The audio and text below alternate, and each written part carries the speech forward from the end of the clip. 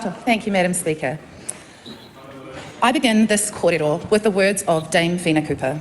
Take care of our children. Take care of what they hear. Take care of what they see. Take care of what they feel. The punitive approaches we see today reflect a double standard, where some hold a set of hopes and aspirations for their own children, but a vastly different one for others.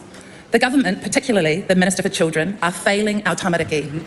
They claim to protect our young people, yet their policies disconnect them from their communities, expose them to harm, and set them on a path to failure. These so-called new boot camps are nothing more than a rehash of past failures, untrained staff, no meaningful oversight, and isolated settings. These were the very conditions that allowed abuse to flourish in the 1970s, leading to the failures of the John Key government's boot camps.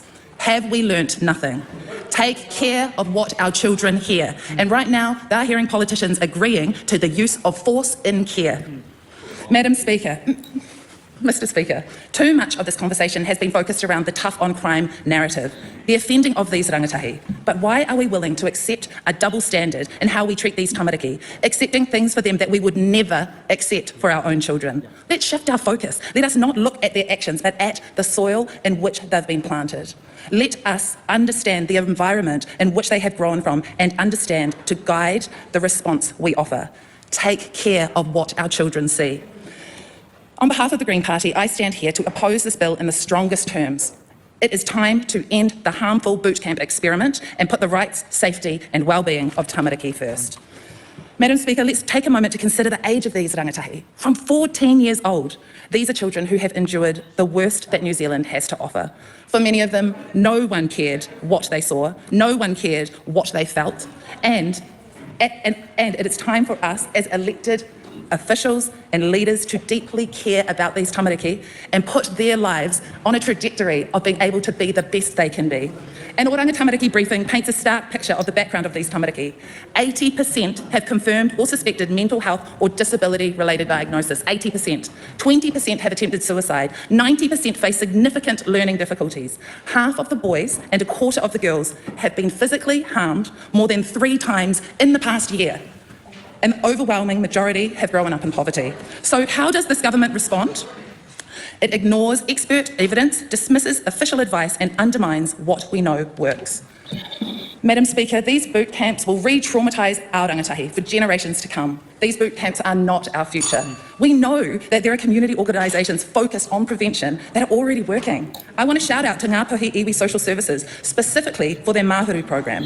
Mahuru isn't just another intervention, it's a vision grounded in the importance of identity and connection. Through Mahuru, tamariki remain in their wharetapu o Ngāpuhi, where they can reconnect with their culture and heritage and learning about their identity in a supportive and familiar environment. Mahuru represents an opportunity for something different. Mr. Speaker, it is time for a shift. We need to focus on what works. We need to care about what our children see, what our children hear, and what our children feel. Justice Mooney. Oh, thank you very much, Mr. Speaker. Okay, that was very quick. Yeah. Our future. It's our future for the next lot. Yeah. I mean, community programs. We're going to not stop the future. Community programs is where it's at. I mean, under Labor, crime was going down. We can see that in the statistics. Yep. Look at Yep. that. And under this government, it's gone back up again, and a lot of it's due to poverty. A lot of it is due to stress in the family. And the way how Labor managed to help get that number back down was by providing funding to community service programs and social services. That's where the money needs to go.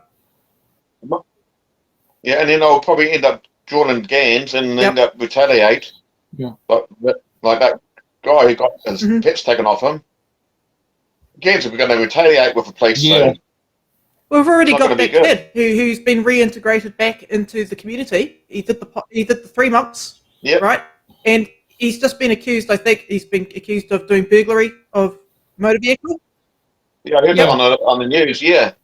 It's crazy. And now they want to promote this. It's like you haven't even completed it yet. We don't even have a study to show whether or not it was effective. We know so far it hasn't been because we've got crime. Yeah, it's one of those things like actually let something, flow on through to the end before you sit there and say that it's a success. I mean, here's a great one is cycle lanes. Oh, they're a failure before they've even opened, you know. Well, and if you use the same logic, transmission going, oh, it's a failure, it's taken, it hasn't reduced traffic congestion, it does open tomorrow, though. It's like, what's wrong with just waiting?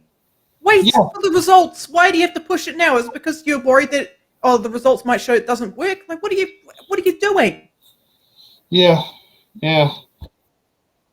But wait until the stats come out. That's probably why. Okay.